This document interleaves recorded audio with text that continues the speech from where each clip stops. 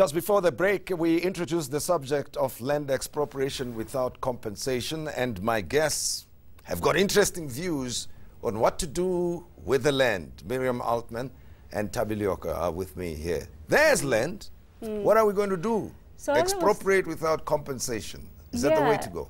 I was saying before the break that I think that the land discussion needs to be inclusive. So it is not a, I don't think it's a political discussion necessarily.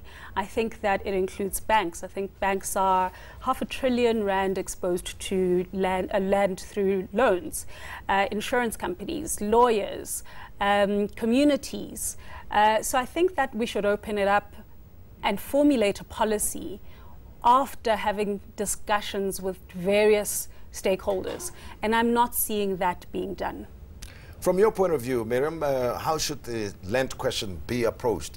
I nearly responded, but from the interactions I've had with other people, they say, you know what, you are dealing with a historical problem here. Those parties, those stakeholders that you mentioned, we'll talk to later. But there's a reason, I suspect, why you include them in the equation. But let me hear Miriam first. Yeah, I mean, you know, what Thabi's saying is important, but the reality is this is a very political set of issues. You know, that stretch across the country. What it impacts on all of us. But what I would love to see is a fuller debate. You know, we have a middle class in this country that doesn't have an asset base. That means we don't really have a middle class. That's a huge problem and creates incredible vulnerability. So I raised earlier, I'd love to see a bigger discussion on home ownership and land ownership in urban areas. 64% of the population live in urban areas now. So that's a critical issue, particularly, as I say, in terms of SMEs and I suppose, you know, when you talk about land, then the question becomes land for which people? The 64% or where? In the urban areas? Well, the critical issue that the high-level panel, of Halima's high-level panel, was that the land registry doesn't work well in South Africa, given the culture here, that there's a more collective kind of ownership or household ownership that's needed rather than individual ownership. For the life of me, I don't know how you solve that because I'm not an expert in that area, but he's raising a very important problem, and for a very large proportion of the population, that is an issue that needs to be resolved. Let me go back to your point then, Thabi. What is the relevance of the other role players that you mentioned, the financial institutions and lawyers and so if I'm the land bank or one of the major commercial banks, and my exposure to land is that I've extended loans to X amount of people, and billions of rands are at risk if there's expropriation, and I don't even understand how I'm going to be compensated as a bank. That is a risk to the institution, to the bank itself, or the land bank. Same with insurance, same with the lawyers that need to be involved, because they need to also figure out how this will be done. And that's why I think it's I think we need to take a holistic approach and have a lot more stakeholders at this. I totally agree with what Miriam is saying about surety, so that, you know, that you can use your property to then borrow against it, or to run a business even from there. Exactly, so, run a business, land ownership is going to have it.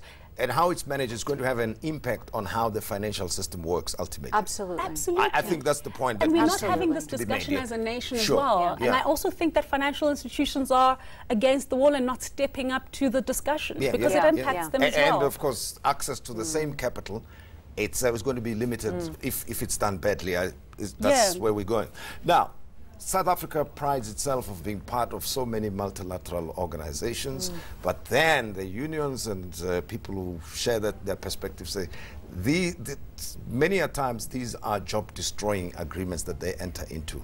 Recently we had the BRICS summit, there's excitement, trade agreements, and others say, no, but you're going to get cheaper imports coming from China flooding our economy, and we're going to suffer job losses. So there's not much to celebrate there. It may make sense to the big people in politics, but it does not make much of a difference to ordinary folk or smaller business people on the ground. Miriam?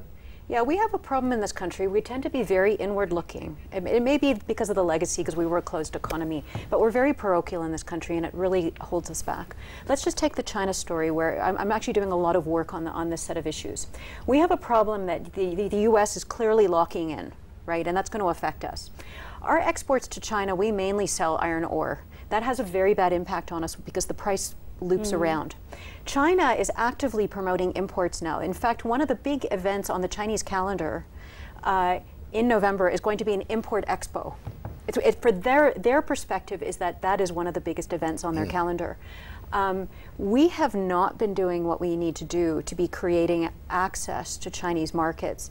We also could be getting many more Chinese tourists. So for example, about 110 million Chinese go overseas now. You know, it's a new thing for the Chinese. We get about 100,000 and it's falling. From 110 million? 110 million. So it's less than what? And given 1%. And given the taste, the way that lifestyles are changing in China, we have a product that they could like. But key issues, visas, as we well know, and fear of crime. There are gangs that, I don't understand it, but have been targeting Chinese tourists. So, you know, critically, those are things that are within our control to fix. There is so much opportunity for us in China to be just seeing it from the perspective of low-cost imports. Yes, no doubt that's an issue, but the opportunity for us is enormous. Also, the Chinese are investing heavily in the African continent, starting to roll out this idea of Belt and Road, you know, hooked up infrastructure. They're bringing in huge amounts of capital, and it's all bypassing us. Your comments? Again, I think that the Chinese market needs to be opened to our businesses as well. So it shouldn't just be China coming to South Africa. It should be also South African businesses going to China. I also think that we should, so China has a policy of importing largely raw materials.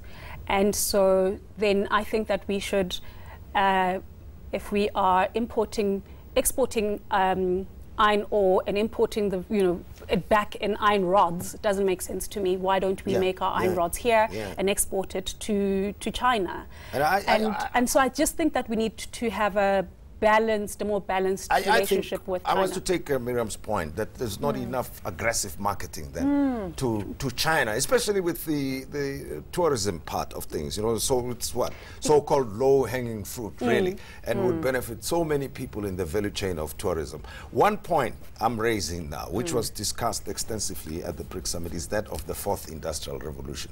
Everybody talks about it, and people have been asking me, what is this thing? It seems like a secret amongst those who are in the know. And we are told it's going to impact our economy, it's going to make a huge difference. We've spoken a lot about developmental issues, skills, and so on, which are not up to par for the evolving, changing economy in the world.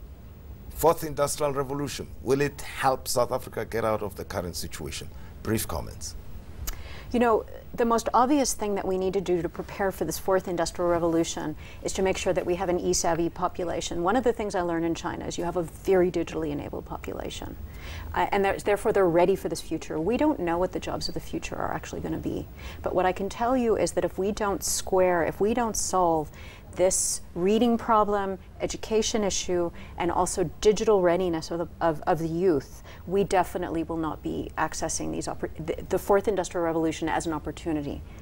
Is it an opportunity, fourth industrial revolution? I think it's an opportunity, but at the same time, we need to be prepared. So we need to ensure that we have enough spectrum so that we can enable, cheaper data so that more people understand technology and have access to technology. We also need to have electricity that if we are going to have cars that are charged by electricity, we need to make sure, not just South Africa, but on the continent, that we have sufficient electricity and also reliable electricity for the fourth industrial revolution. But I also think that importantly, given where we are in terms of our development, I don't think that we are at the fourth industrial revolution. And I'm already hearing that people talking about the fifth industrial revolution. I think that we are between the second and the we'll third. Take it offline.